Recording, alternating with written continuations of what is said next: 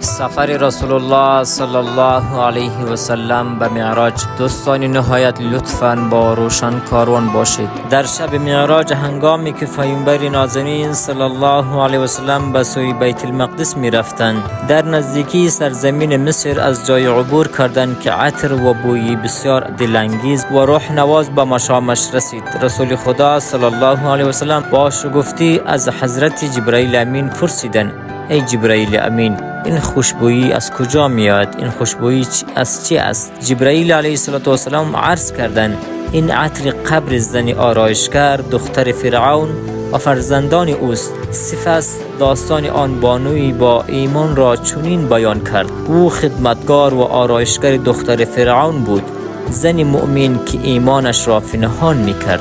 روزی در حالی که موی دختر فرعون را شانه میزد، شانه از دستش افتاد و بی اختیار گفت: بسم الله. دختر فرعون با تعجب گفت: امروز سخن عجیبی گفتی، مگر پدر من رب و پروردگار تو نیست؟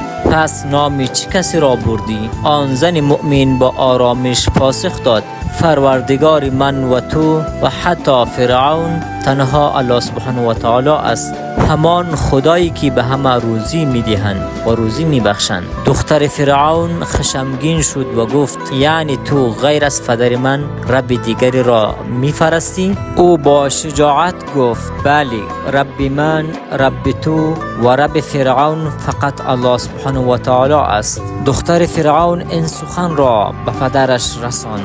فرعون از شدت خشم او را به دربار فراخواند و گفت: آیا تو جز من خدای دیگری را قبول داری؟ آن زن مؤمن با قلب سرشار از ایمان گفت: خدای حقیقی الله سبحانه و تعالی است، پروردگاری که صاحب عزت و بزرگی است. فرعون دستور داد تنوری بزرگ از آتش آماده کنند. هنگامی که آتش آن سرخ و شعله‌ور شد، فرمان داد فرزندانش را یکی یکی در آن بیاندازد و در پایان خود او را نیز بسوزانند. آن زن فقط یک درخواست کرد: اگر مرا و فرزندانم را میکشید، استخوان‌های ما را در یک جا دفن کنید. فرعون گفت: این خواسته‌ات را میپذیرم. سپس کودکانش را یکی پس از دیگر در آتش انداختند. مادر با چشمان اشکبار سوختن فرزندانش را تماشا میکرد،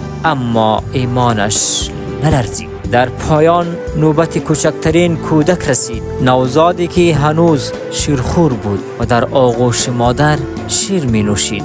هنگامی که سربازان او را از آغوش مادر جدا کردند، دل آن زن مؤمن شکست و اندوه سراسر وجودش را فرا گرفت. در همان لحظه به قدرت الهی آن نوزاد به سخن آمد و گفت: ای مادر، اندوهگین مباش و تردید نکن، زیرا جان دادن در راه حق بزرگترین کامیابی است. این سخن صبر و آرامش را دوباره در قلب مادر زنده کرد. کودک را در آتش انداختند و سپس آن زن پاکدل نیز در راه ایمان و توحید و شهادت رسیدند. و آن عطری که پیامبر صلی الله علیه و سلم در شب معراج احساس کردند، نشانه مقام بلند و جایگاه بهشتی آن بانوی فداکار بود.